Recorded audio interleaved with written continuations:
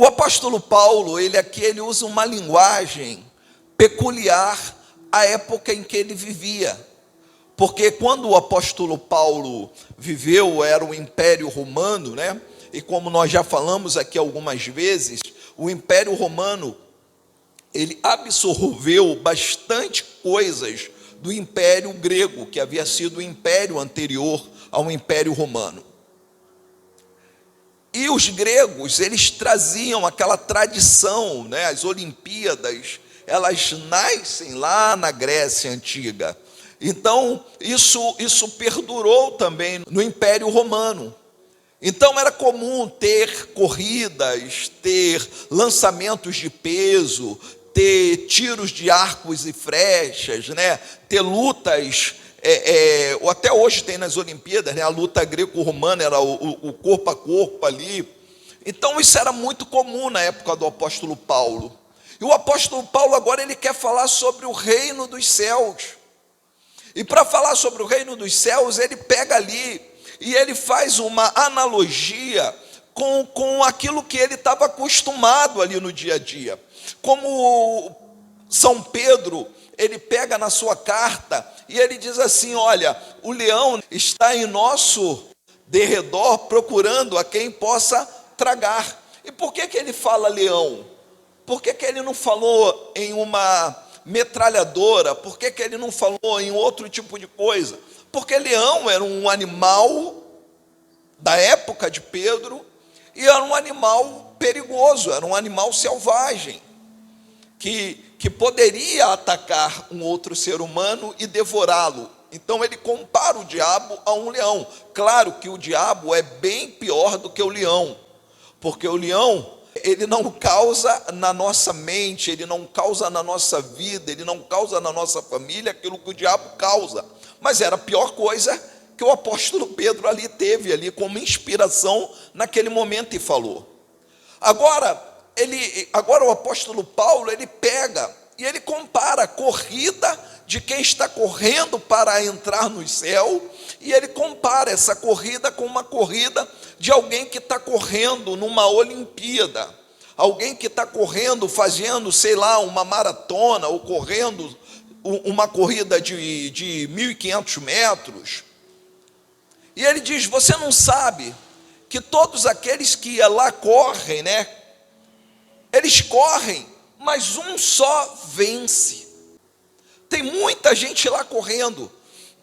Quando a gente vê as Olimpíadas, ali tem vários países, às vezes tem numa corrida, por exemplo, algumas corridas eles vão afunilando, até chegar à final. Mas quando começa as eliminatórias, são muitos atletas, porque tem um atleta representando cada país. Às vezes tem provas ali que tem mais de 40 atletas. E aqueles atletas ali, eles vão, né, fazendo eliminatórias e sai tantos, e depois tem uma outra eliminatória e sai tantos, até chegar à final. E lá na final pode chegar 10, chegar 12, chegar 15.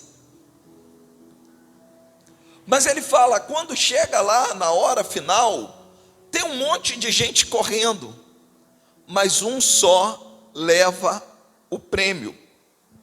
Ou seja, na corrida do mundo, existe um só vencedor. Mas o apóstolo Paulo vai dizer aqui para nós, que se nós corrermos a corrida que verdadeiramente importa, não a corrida, terrena, não a corrida das coisas materiais, não a corrida das coisas passageiras, mas se nós corrermos a corrida que vale realmente a pena, se nós fizermos na nossa vida aquilo que realmente, vai gerar vida, e vida com abundância, como já foi lido aqui pela nossa irmã Maria da Ajuda, quando ela disse lá em João 10, né? Que o diabo veio para matar, roubar e destruir, mas Jesus Cristo veio para dar vida e vida com abundância. No versículo 11 vai dizer lá que ele é o bom pastor, e o bom pastor dá vida pelas ovelhas. O apóstolo Paulo vai dizer aqui no versículo 23, ora, tudo faço por causa do evangelho. Ou seja, ele não estava pregando, ele não estava anunciando a palavra de Deus, ele não estava fazendo viagens missionárias, ele não estava enfrentando inimigos, né, como os sacerdotes, os fariseus que tentaram matá-lo. Ele não estava fazendo nada disso por ouro ou por prata, ele não estava fazendo nada disso por fama, ele não estava fazendo isso para poder comprar uma casa, comprar um carro, comprar um avião. Não, ele estava fazendo isso por causa do evangelho. Nós vamos ver que o apóstolo Paulo, antes, ele era um homem religioso. Antes, ele era um homem que perseguia a igreja. Nós vamos encontrar isso lá no capítulo 7, quando é a primeira vez que nós vemos ali a aparição, né, do apóstolo, ali no capítulo 7 do livro de Atos. Ele era um homem que ele perseguia a igreja, levava os crentes presos, os cristãos, aqueles que anunciavam o nome de Cristo preso, levavam para as cadeias, e a outros, como o Estevão, no capítulo 7 do livro de Atos, ele permite matar. Mas no capítulo 9 do livro de Atos, ele tem um encontro com Cristo. E esse encontro com Cristo muda a vida do apóstolo Paulo. O apóstolo Paulo passa a entender que tudo o que ele fazia antes, por mais que ele fizesse em nome de Deus, mas ele estava fazendo errado.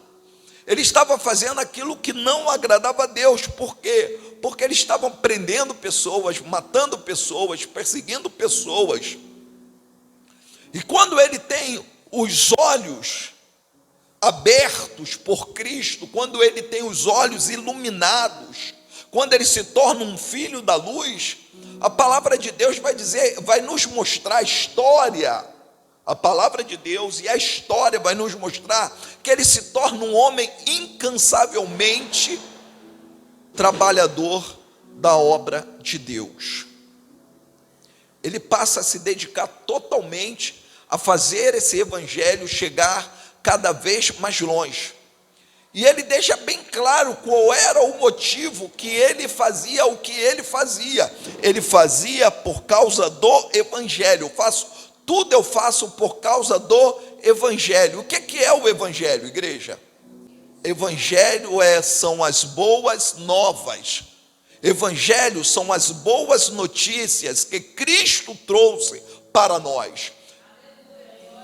Por isso que ele pode dizer lá na frente, olha só, todos os homens pecaram, todos os homens estavam destituídos da glória de Deus. Todos os homens estavam afastados de Deus, mas através da graça, através do sacrifício de Cristo, nós novamente nos reaproximamos de Deus. Através de Cristo, nós nos tornamos novamente filhos de Deus. O Evangelho segundo São João vai dizer lá no capítulo 1, no versículo 12, que ele veio para os seus, mas os seus não o receberam. Mas a todos quantos o receberam, deu-lhes o poder de serem feitos filhos de Deus. Essa é a boa notícia. Ei, Mateus, eu tenho boa notícia para você. Através de Jesus Cristo, nós nos tornamos novamente filhos de Deus.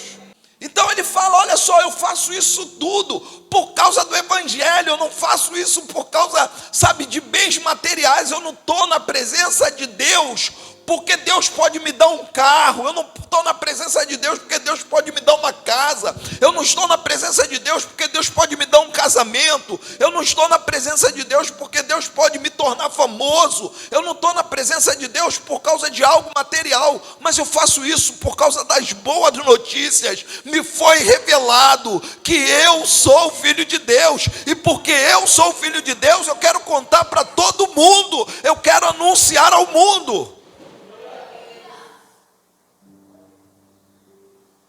E ele fala, olha, todo mundo que está correndo lá no estádio, está correndo por uma medalha, está correndo por uma coroa. E naquela época, a coroa, era uma coroa tipo como se fosse uma coroa de louros. Já viram em algum filme? Isso é muito mostrado em filmes, né? Então era uma coroa de umas folhas que era colocado na cabeça. Tudo bem, o atleta recebia premiação em moedas, tá? Mas a coroa que colocava, não existia medalha como hoje, né? Hoje o atleta traz uma medalha para casa, que a medalha não é de prata, não é de ouro e nem é de bronze, tá, irmão? É uma medalha de metal, simplesmente banhada. Se for uma medalha tipo uma Olimpíada, ela vai ser banhada a ouro, mas não é ouro de verdade. Então, irmãos, ele ganhava aquela coroa, e ele diz assim: é uma coroa que daqui a pouco vai murchar. Não é uma coisa que dava para fazer igual se faz hoje. Pega uma medalha, dá para guardar num armário, dá para se guardar por anos. A pessoa morre e fica lá a medalha lá. Não, aquilo ali vai passar rapidamente. Isso que ele quer dizer: olha, nós não estamos correndo por uma coroa que logo murcha, que logo se torna lixo, que logo vai embora, mas nós estamos correndo por uma coroa incorruptível. E o melhor de tudo, querido, nós estamos correndo numa corrida que todos nós podemos ganhar. Não é uma corrida que, o Larroque que chegou na frente, o Alexandre chegou em segundo lugar, o Alexandre... Não. Todos nós podemos ganhar a nossa coroa da justiça, a nossa coroa da vida, a nossa coroa da salvação. Amém, igreja? Abra comigo em segunda carta do apóstolo Paulo a Timóteo, capítulo 4, versículo 7 e 8. Combati o bom combate, encerrei a carreira, guardei a fé. Desde agora a coroa da justiça. Amém, igreja? A coroa da justiça me está guardada, a qual o Senhor, justo juiz, me dará naquele dia. E não somente a mim, mas também a todos os que amarem a sua vinda. Digam comigo o finalzinho: mas também a todos. Diga aí para o teu irmão: irmão, é para você também que ama a vinda do Senhor. Quando nós corremos atrás por causa de coisas terrenas, alguns podem ganhar e outros podem perder. Alguns podem chegar em primeiro lugar e outros chegarem em último. Mas quando se trata de nós corrermos pela nossa salvação, nós corrermos pelas coisas celestiais, o apóstolo Paulo diz: olha, a coroa da justiça já está guardada, está preparada. Amém, igreja? Eu creio que o nosso nome está escrito no livro da vida, e naquele grande dia o Senhor abrirá o livro da vida e nos chamará por um novo nome. E ele diz assim, que ele me dará naquele dia, o justo juiz me dará naquele dia, e não somente a mim, mas também a todos os que amarem a sua vinda. Pelo que você está correndo, querido? Pelo que você está batalhando? Qual é o seu alvo? Qual é o seu objetivo? Qual é a sua meta? Qual é o seu propósito de vida? Ele vai dizer aqui novamente, 1 Coríntios 9, né? Ele vai dizer aqui no versículo 25: todo atleta em tudo se domina, aqueles para alcançar uma coroa corruptível, nós, porém, a incorruptível. Bota para mim, fazendo um favor, o 9:25, para ver se a versão aqui tá diferente. E todo aquele que luta exerce domínio próprio em todas as coisas. Ou seja, nós temos que nos preparar a cada dia, sabe? Nós temos que nos exercitar a cada dia. Nós temos que nos dedicar a cada dia. Quando diz assim, todo atleta em tudo se domina, por quê? Um atleta, ele pode comer qualquer coisa? Um atleta pode ser dado a bebida? Um atleta pode passar noites em claro? Não. Um atleta, ele tem que ter uma vida regrada. Um atleta, ele tem que cuidar, né, do seu corpo físico, cuidar da sua saúde, cuidar da sua alimentação, para que ele possa ser um atleta, senão ele não consegue ser um atleta. Ou seja, então ele tem que ter domínio. Será que um atleta não sente vontade de comer chocolate? Sim ou não?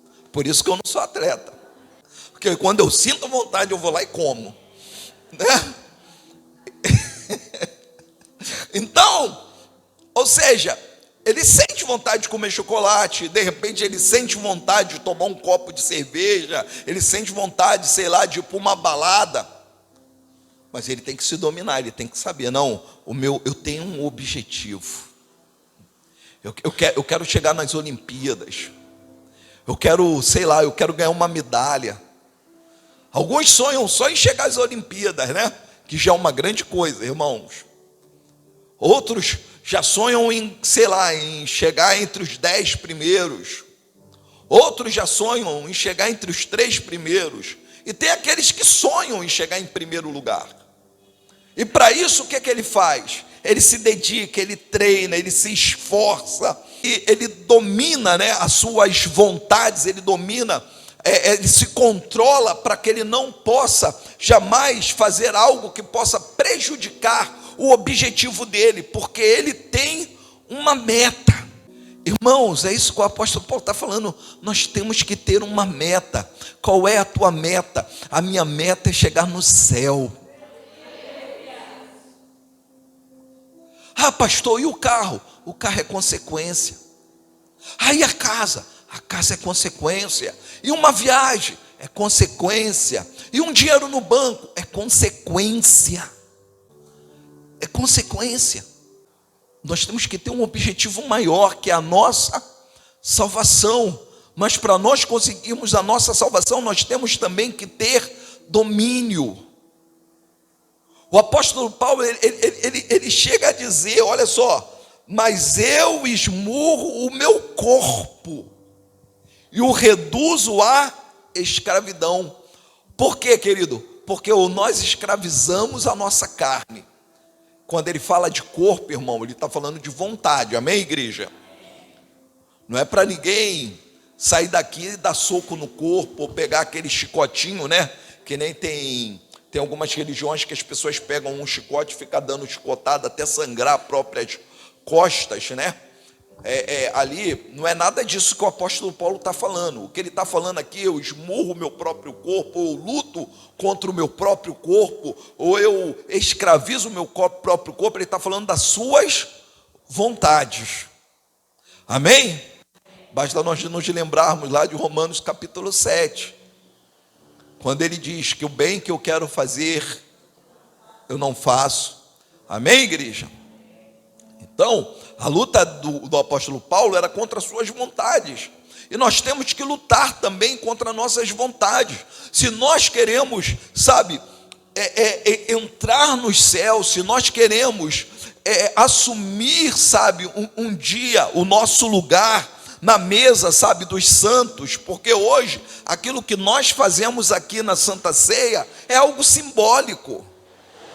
Porque a palavra de Deus vai dizer que existe a ceia do Cordeiro, onde nós vamos ser servidos pelo nosso próprio Senhor, amém, igreja?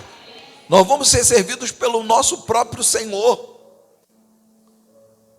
Então, se nós um dia queremos sentar nessa mesa do Cordeiro, se um dia nós queremos ser coparticipantes, né, do reino dos céus, se nós queremos, sabe, ser cidadãos celestiais, nós vamos ter que aprender a dominar a nossa vontade, porque a vontade do nosso corpo são as coisas terrenas. A nossa vontade de repente era estar em casa, a nossa vontade de repente era estar vendo um filme, a nossa vontade de repente era estar no shopping, a nossa vontade de repente de alguns era estar lá na praça, de repente de outros era estar tomando uma cerveja. Mas nós temos que dominar a nossa vontade, entender que já não vivo mais eu, mas Cristo Cristo vive em mim.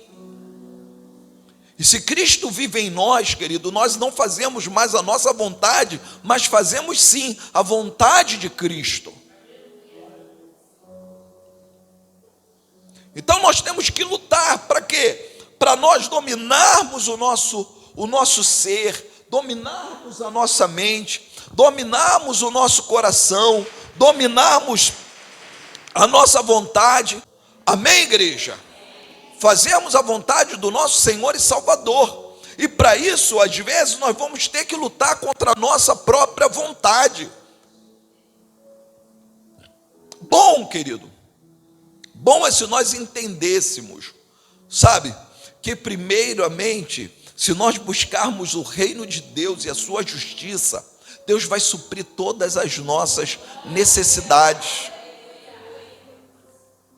Se nós entendêssemos isso, e se nós confiássemos nisso, nós veríamos Deus suprir as nossas necessidades. O apóstolo Paulo vai dizer lá em Filipenses, abra comigo lá em Filipenses, capítulo 3, versículo 14.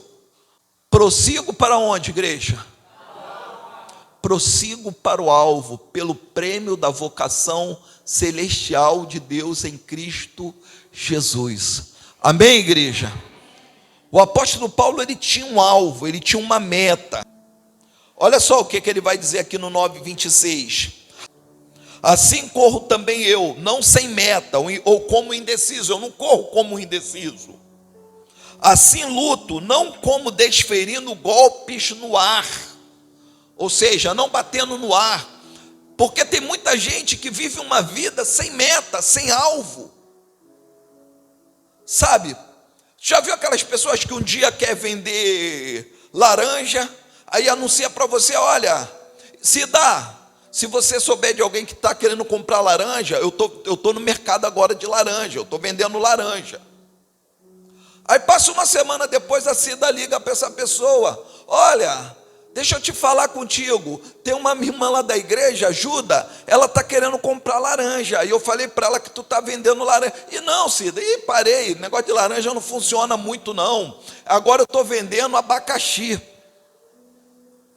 Alguém conhece alguém assim? Que um dia quer uma coisa, outro dia quer outra coisa. Um dia de manhã ele sai de casa dizendo para a mulher que quer se separar, de noite ele chega com um buquê de flores, dizendo que ama eternamente.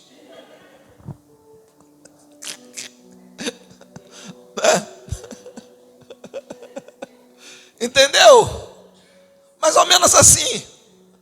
Não sei porque que o João Paulo está rindo, hein? Não sei por que o diácono João Paulo está rindo. Então, estou brincando, tá, gente? É brincadeira, tá? Você já me conhece para saber disso, né? Então, o que acontece? Tem gente que parece que a pessoa, ela está vivendo, mas ela não tem uma meta, ela não tem um alvo. E na vida a gente tem que ter uma meta, a gente tem que ter um alvo, né? Porque se tu não tiver uma meta, você não tem motivo para guardar dinheiro. Não, qual é a minha meta? A minha meta é comprar um carro. Então agora todo 10 centavos que chegar na minha mão, eu boto no cofrinho, eu vou esconder debaixo do colchão, né?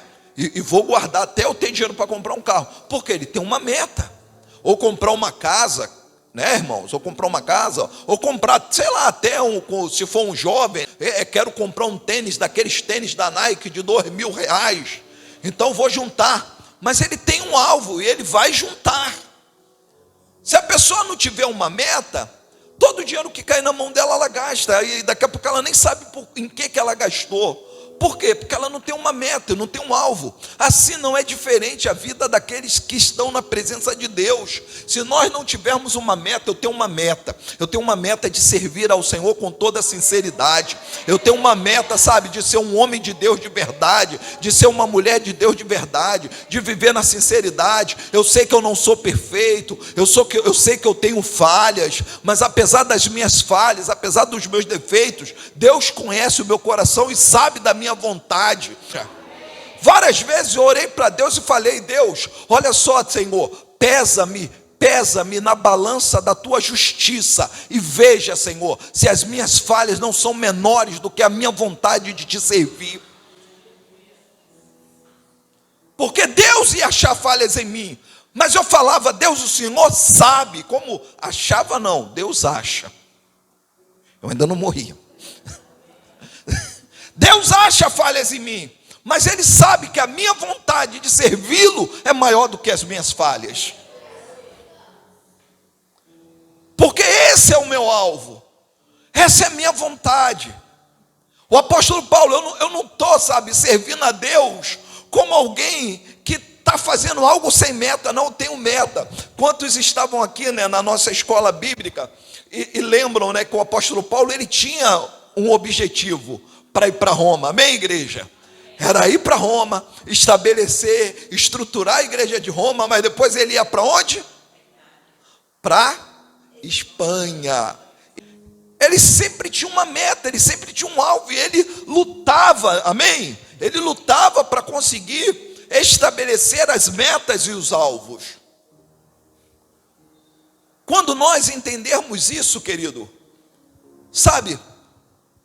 nós vamos ver que todas as coisas é possível. Caminhando agora para o final, irmãos. Deus, Ele nos deu uma capacidade. A cada um de nós, como foi cantado aqui nessa noite, existe uma canção dentro de nós, e foi Deus que colocou essa canção dentro de nós. Sabe por que se você plantar uma semente de laranja lima, ela não se torna laranja seleta ou laranja Bahia? Sabe por quê? Por causa do DNA que está na semente. É laranja lima, vai nascer uma árvore de laranja lima e vai dar laranja lima. Alguém pode até dizer, pastor, mas eu conheço alguém que misturou uma semente na outra e fez algum tipo de transgênico, alguma semente transgênica aí e tal, e conseguiu, mas isso aí é manipulação. Manipulou o DNA. Eu estou falando de original. Nós temos também em nós o DNA de Deus. Deus, Ele nos deu capacidade. Eis que vos dou poder para pisar em escorpiões e serpentes, e se comer de alguma coisa envenenada, não morrerá. Ele nos deu poder. Nós temos aqui o DNA, mas às vezes sabe o que a gente faz? A gente vai lá e reduz o poder que Deus nos deu. Por isso que às vezes a gente tem a impressão que a gente ora e Deus não está ouvindo. Mas a culpa não é de Deus, Deus não está com o ouvido tapado e nem com a mão encolhida. A culpa é nossa, que fomos lá e reduzimos, a intimidade. Reduzimos, o tempo de oração. Reduzimos o tempo de leitura da palavra. Reduzimos o tempo de busca. A culpa não é de Deus, a culpa é nossa. Deixa eu fechar essa mensagem contando uma experiência que eu tive essa semana. Eu fui comprar algo. E como existia a possibilidade de parcelar no cartão, eu fui lá e dei uma parte em dinheiro e a outra parte eu ia parcelar no cartão. Aí tratou tudo, tal, o rapaz levou lá a maquininha e eu coloquei lá o cartão, coloquei a senha e deu lá um problema tal. Falei, gente, que problema é esse, tal, pá. Aí tentei lá 2 vezes, aí para não tentar a terceira vez e dar algum problema de bloqueio no cartão, aí eu fui e liguei para a operadora, eu falei, e eu já com raiva, esse é o detalhe, tá, irmãos? Eu já com raiva do cartão e já com raiva do banco.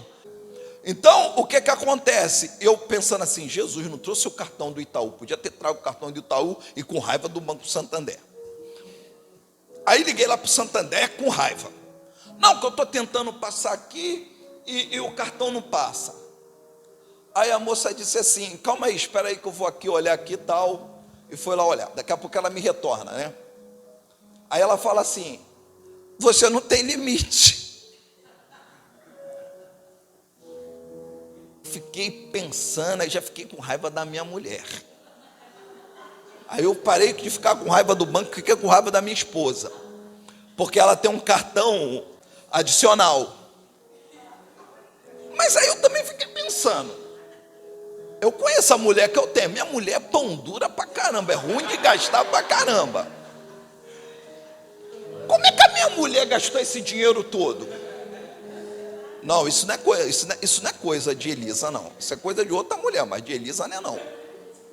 Aí eu fiquei pensando, ainda tentei ligar para você, não tentei? Aí fiquei pensando.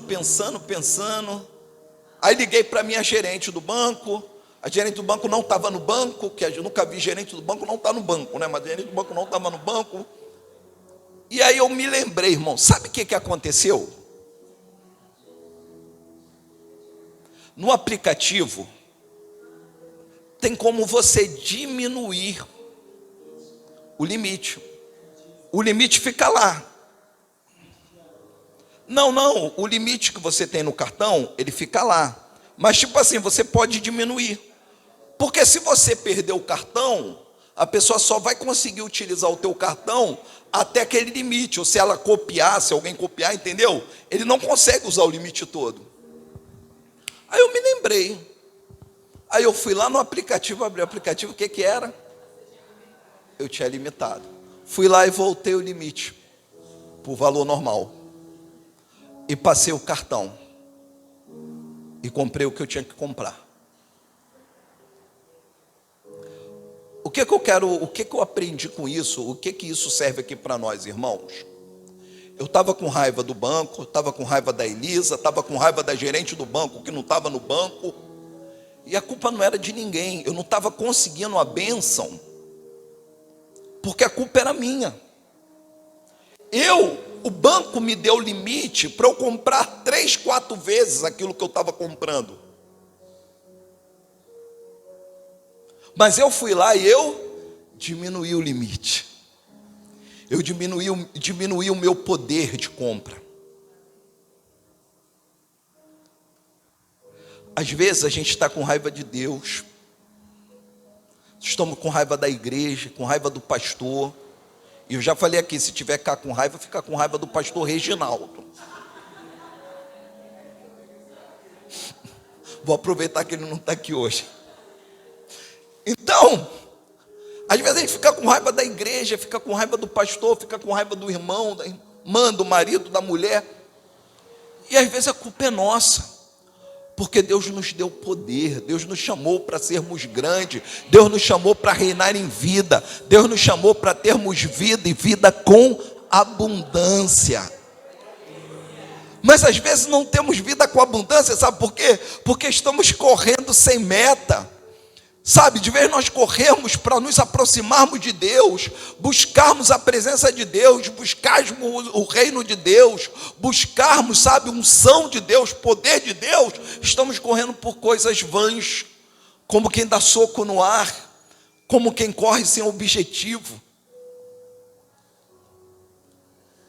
E basta, sabe, querido, basta para que a gente possa alcançar tudo aquilo que Deus tem para a nossa vida, basta a gente ir lá e aumentar o limite. O limite da intimidade. O limite da adoração. O limite da busca. Sabe, o limite da intimidade com o Senhor. Basta a gente buscarmos isso, querido. Buscai primeiro o reino de Deus e a sua justiça e estas coisas, sabe, isso que você precisa, porque quando Jesus está falando ali, Jesus está falando das nossas necessidades, as nossas necessidades serão supridas por Deus, amém? Vamos nos colocar de pé em nome do Senhor Jesus Cristo.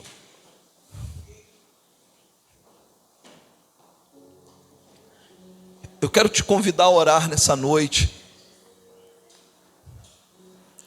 a buscar o Senhor nessa noite,